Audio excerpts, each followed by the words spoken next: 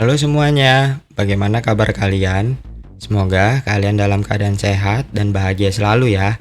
Balik lagi nih bersama Corner Film. Kali ini film yang akan diulas adalah Overdose yang dirilis tahun 2022 yang mengisahkan tentang penangkapan mafia narkoba kelas internasional antara negara Prancis dan negara Spanyol serta pengungkapan pembunuhan secara misterius. Operasi ini dipimpin oleh Kapten Sarah dari Kepolisian Bagian Narkotika dan Richard dari Kepolisian Bagian Kasus Pembunuhan. Dalam operasi ini, Kapten Sarah mengutus mata-mata untuk menangkap para mafia dan mengetahui kemana jalur mereka serta lokasi mereka bertransaksi. Sebelum melanjutkan ceritanya, saya juga mengingatkan kembali film ini full spoiler dan ada adegan dewasa. Saya sarankan untuk adik-adik jangan menonton ya. Dan jangan lupa juga menekan tombol subscribe serta lonceng notifikasi kalian. Film dimulai dengan diperlihatkannya seorang pria yang sedang disiksa oleh sekelompok mafia. Pria tersebut adalah Ali. Ali diduga membocorkan rahasia mafia tersebut kepada polisi. Fous de ma gueule. Tu vas crever.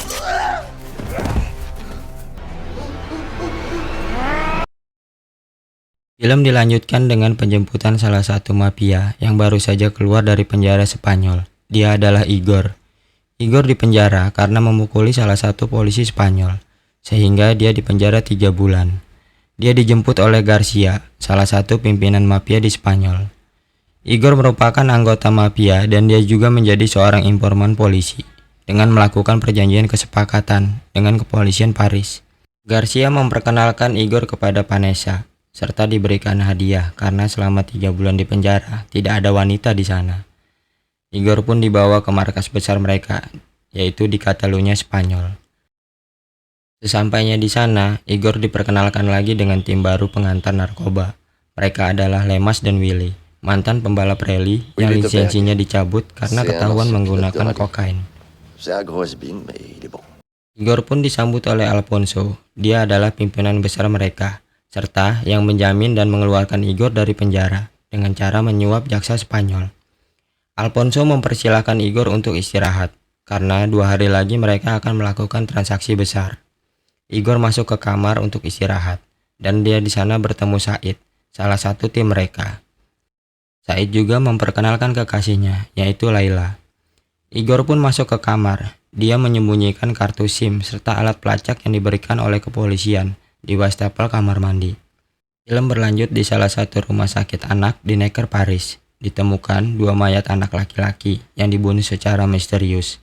Kedua anak tersebut adalah Jerome dan Ali bin Hamid. Mereka merupakan anak dari seorang pria yang disiksa dan dibunuh di awal film tadi. Dalam penyelidikan ini dipimpin oleh Richard dari kepolisian Brigade Paris. Kedua anak tersebut dibunuh menggunakan penghancur es dan pisau secara sadis. Sementara itu, ibu dari anak tersebut tidak dapat dihubungi dan sudah 2 hari menghilang. Berlanjut dengan Kapten Sarah beserta rekannya Bob yang sedang melakukan penyelidikan di kota Toulouse untuk mengintai pengantaran paket narkoba tanpa izin dan prosedur kepolisian.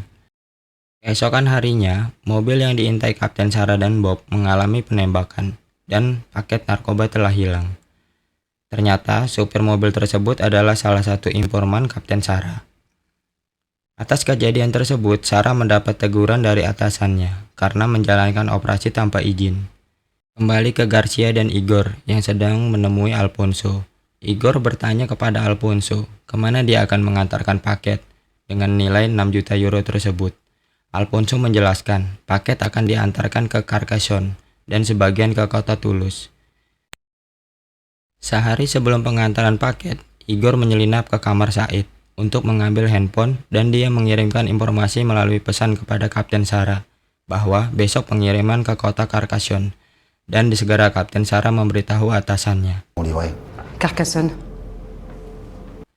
Di salah satu restoran mewah, kita diperlihatkan seorang pria botak tengil. Pria ini bernama Nino. Nino adalah pembeli narkoba yang akan dikirimkan dari Paris oleh Garcia dan timnya. Kembali ke Kapten Richard yang sedang briefing dengan anggotanya terkait pembunuhan 2 anak kecil di rumah sakit. Keesokan harinya, Richard dan anggota mendapat laporan penemuan mayat seorang wanita di sungai dengan keadaan leher yang sudah terluka akibat dibunuh.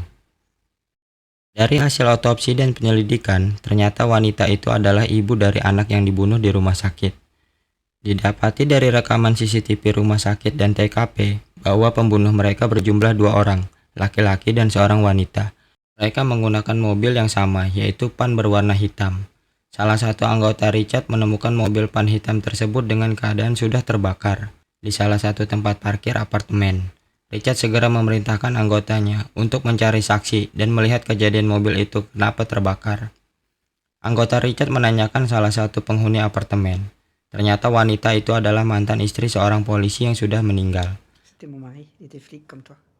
Wanita tersebut melihat serta menuliskan dan memfoto semua kejadian yang ada di sekitar apartemennya. Itu dilakukan karena dia ingat dengan pesan almarhum suaminya.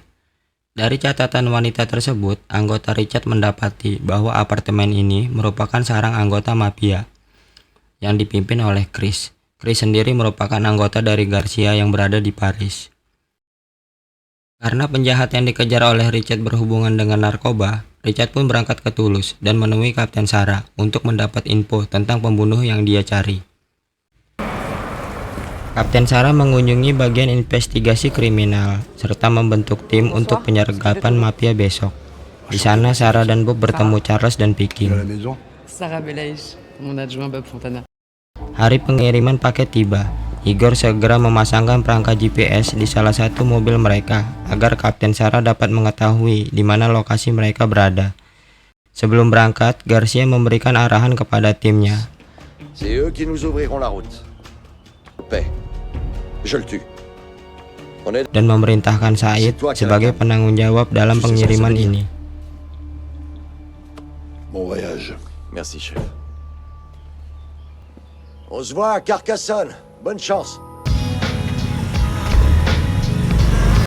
Mereka pun berangkat dengan Igor dan Lemas di posisi terdepan.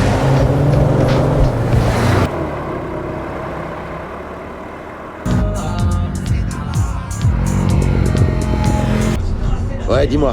Contrôle radar au kilomètre 110. Ralenti à l'UFIC. Dalam perjalanan, tiba-tiba Layla pingsan sehingga membuat Said panik dan menepikan mobilnya.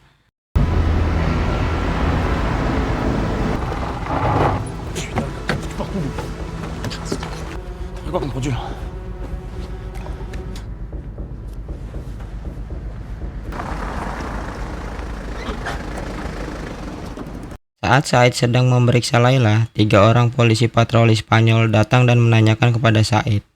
Said pun panik dan dia pun melepaskan tembakan ke salah satu polisi dan terjadilah baku tembak antara mereka.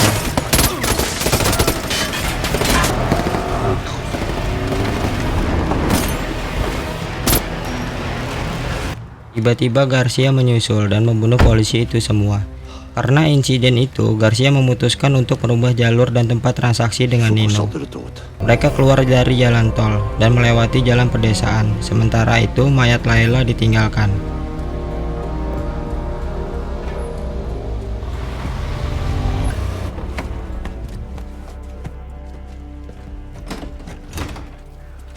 Mereka menginap di salah satu rumah warga setempat.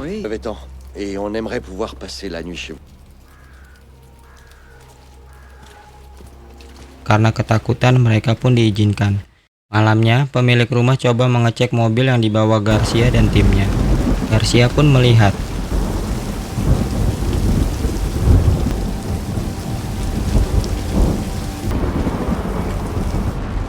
karena tidak ingin ada saksi, Garcia pun langsung membunuh pemilik rumah tersebut. Garcia pun kembali ke dalam rumah dan memerintahkan Igor untuk membunuh anak beserta istrinya. Igor pun membawa mereka keluar.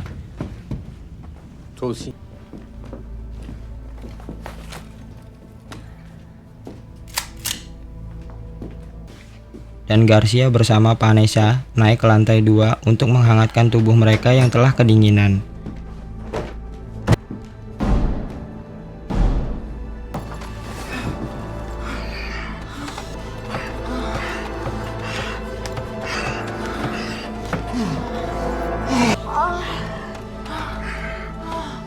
Perjalanan mereka pun dilanjutkan. Said menukar mobilnya dengan mobil pemilik rumah.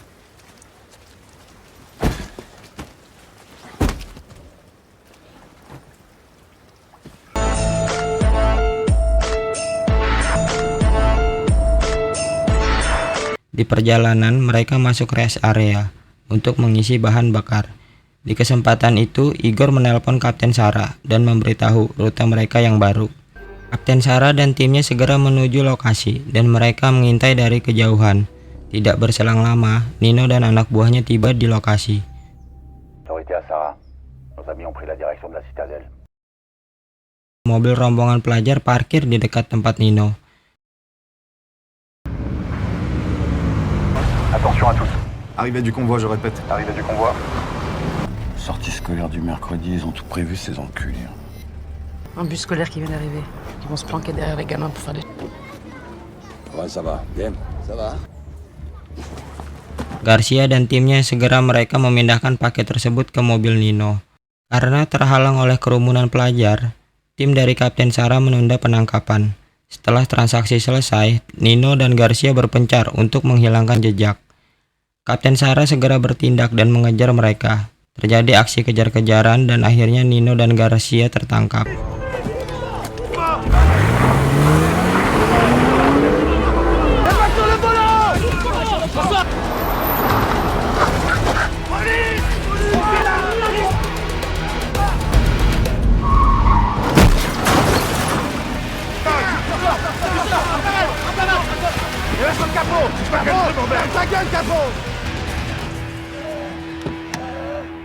Igor dan Lemas beserta Said berhasil lolos. Mereka bertemu di sebuah sungai.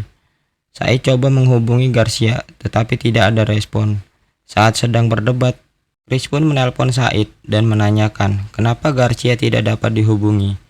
Chris juga menanyakan kepada Said dengan siapa dia saat ini. Said menjawab dia bersama Igor dan Lemas. Chris juga memperingatkan Said, pasti salah satu dari mereka adalah mata-mata. Mendengar perkataan Chris, Said segera membunuh Lemas. Said beranggapan kalau Lemas adalah mata-matanya. Said pun membakar mayat Lemas di dalam sebuah mobil hingga terbakar hangus. Akhirnya mereka pergi menuju tempat Chris. Sementara itu, di sel tahanan, Garcia diperiksa dan di BAP oleh Kapten Sarah. Sedangkan Richard mencari informasi tentang pembunuh misterius tersebut.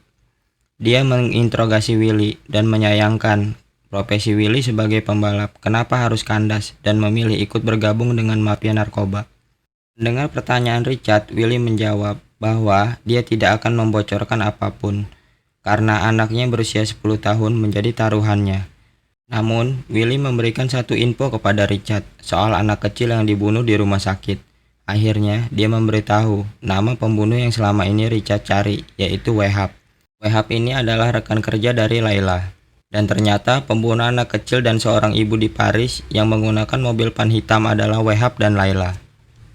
Atas penangkapan Garcia dan timnya, kepolisian Paris dan Spanyol bekerja sama. Mereka menyergap markas besar Alfonso yang berada di Catalunya. Terjadi baku tembak dalam penyergapan itu.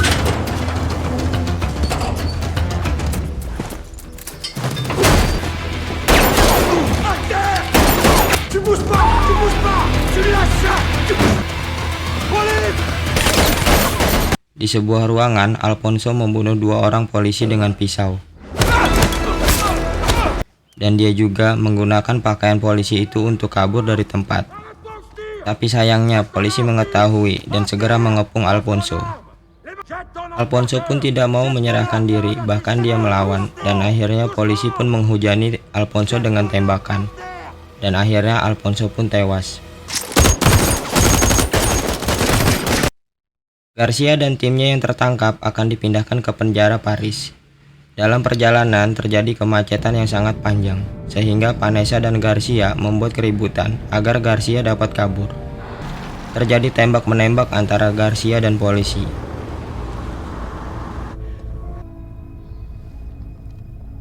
Possible. Votre...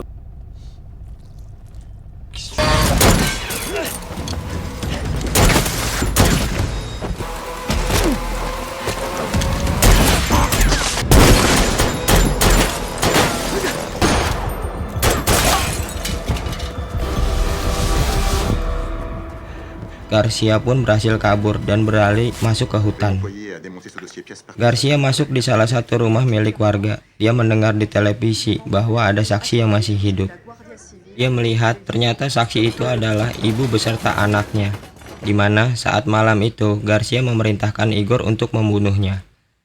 Dan ternyata Igor melepaskannya dan menyuruh mereka untuk menemui Kapten Sarah. Garcia menyadari bahwa selama ini Igor lah mata-matanya.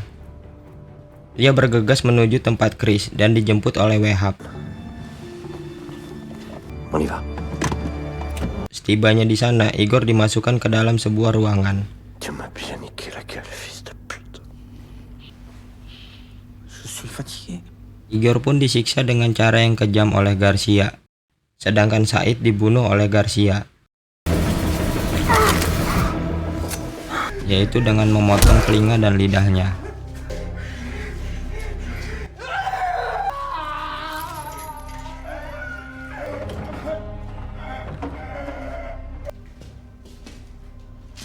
Tidak berselang lama, polisi langsung mengepung dan menerobos masuk.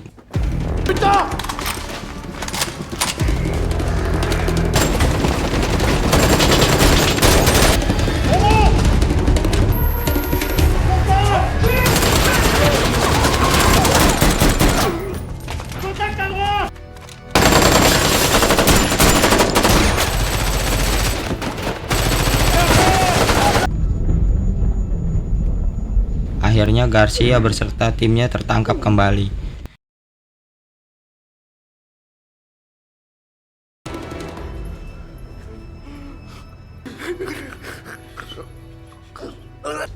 Garcia, Je lui ai coupé les oreilles. Kapten Sarah yang melihat Igor tergantung dan tak bernyawa merasa bersalah, dan dia pun ingin menembak Garcia. Tetapi rekan Kapten Sarah melarang dan rekannya sendiri yang menembak Garcia.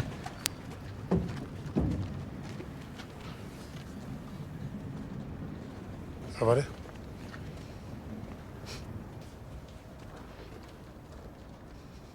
Di akhir film, kita diperlihatkan Wehab yang sedang diinterogasi dan menjelaskan motif serta alasan kenapa Wehab membunuh Ali, istri dan anak-anaknya, yaitu karena dendam ayahnya terdahulu. Yang disebabkan keluarga Wehab hancur karena Ali lah yang melaporkan perdagangan narkoba milik keluarga Wehab. C'est comme ça. En tant que seul héritier de mon père. Dan film pun selesai. Bagaimana alur cerita filmnya? Semoga menghibur dan bermanfaat ya. Pesan yang dapat diambil dari film ini adalah semua tujuan dan pencapaian itu hanya sesaat, di mana rasa jenuh, emosi, dan dendam bercampur menjadi satu. Film ini mengajarkan kita untuk bisa menghindari itu semua, untuk mendapatkan kehidupan yang lebih tenang dan lebih baik. Saya ucapkan terima kasih karena telah menonton video ini. Maaf jika ada salah-salah kata atau salah ucapan. Namanya juga junior. Makasih.